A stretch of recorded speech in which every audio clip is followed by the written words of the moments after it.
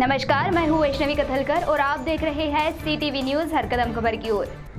सबसे पहले आप सभी को CTV परिवार की ओर से नवरात्रि की हार्दिक शुभकामनाएं। तो आइए नजर डालते हैं आपके पसंदीदा खबरें फटाफट में।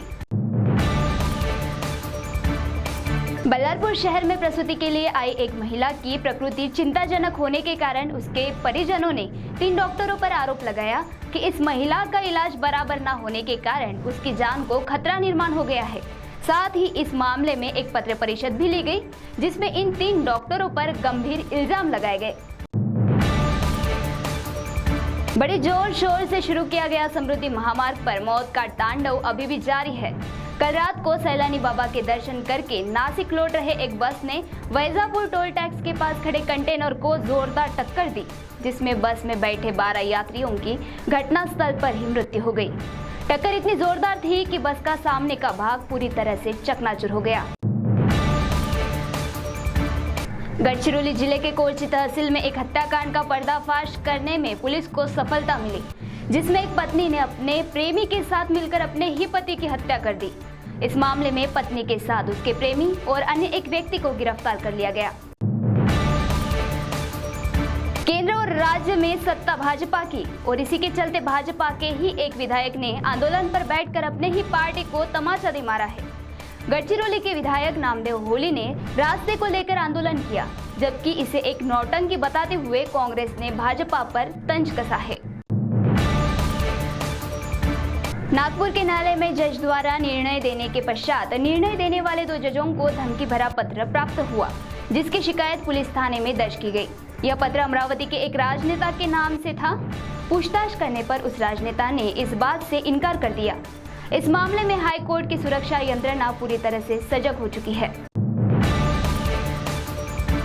वरोरा की कृषि उत्पन्न बाजार समिति में चल रहा प्याज घोटाले का मामला गर्माता जा रहा है। इसी बीच एक पॉलिटिकल पार्टी से जुड़े कार्यकर्ता ने 5 किसानों के पैसे मुझे दो, वरना वरोरा कृषि उत्पन्न बाजार समिति के कार्यालय के सामने जहर पीने की धमकी देने की ऑडियो क्लिप वायरल हो गई है। देश विदेश से बड़ी श्रद्धा के साथ आने वाले भक्तगण शिरडी में साईं बाबा के सामने अपना माथा टेकते हैं और इसी पावन भूमि पर एक सेक्स रैकेट का पर्दाफाश करने में पुलिस ने सफलता पाई है। गौरतलब है कि शिरडी में कई ऐसे होटल बने हुए हैं जहां हाई प्रोफाइल लोग आकर रुकते हैं और वहीं से यह धंधा शुरू होता है। प्यार अंधा होता है, इसकी मिसाल झरीजामनी तहसील के पाटन गांव में देखने को मिली। अपने ही रिश्ते की एक नाबालिग लड़की को एक युवक भगा कर ले गया। रिश्ते में होने के कारण इस युवक का घर में आना जाना था और इसी बीच दोनों में प्रेम संबंध निर्माण हो गए। जब लड़की के माता पिता खेत में गए थे, तब वह लड़की इस युवक के साथ भाग गई। इस मामले की शिकायत पुलिस थाने में दर्ज की गई। गढ़चिरौली जिले में आदिवासी विकास महामंडल के अधिकारी तथा गिरनी मालक इनके ऊपर लगे आरोपों के कारण कई गिरनी मालकों की रात की नींद हराम हो गई है और यह शिकंजा इस तरह कसा गया कि अब इन गिरनी मालकों का बचना नामुमकिन दिखाई दे रहा है। इस मामले में कई बार राजनीतिक नेताओं ने यह मामला दबाने की कोशिश की, मगर इन गिरनी मालकों को राहत नहीं मिली। तहसील के पठारपुर में 25 वर्षीय नौजवान द्वारा खुद को फांसी लगाकर आत्महत्या करने के कारण गांव में शोक का वातावरण फैला हुआ है। किस वजह से उसने यह आत्महत्या की, इसका पता अभी तक नहीं चल पाया, मगर उसके पीछे 2 शादीशुदा बहनें तथा माता पिता है। शंकर तुकाराम मंगाम ऐसा इस मृतक का नाम है। आजच्या धकाधकीच्या जीवनात विरंगुळा मिळावा यासाठी निसर्गरम्य परिसरात वास्तव्य करावे ही सर्वांचीच मनापासून इच्छा असते आणि ती पूर्ण करता येईल साई नगरी येथे प्लॉट खरेदी करून।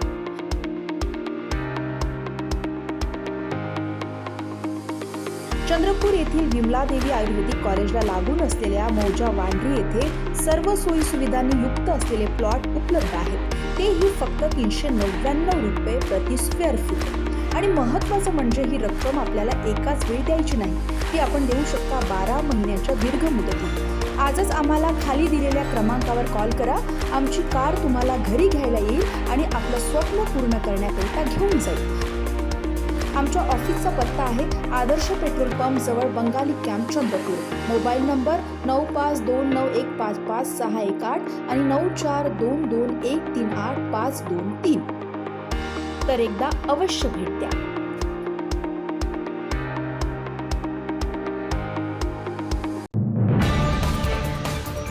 तो CTV न्यूज हर कदम खबर की ओर में यति खबरें फटाफट.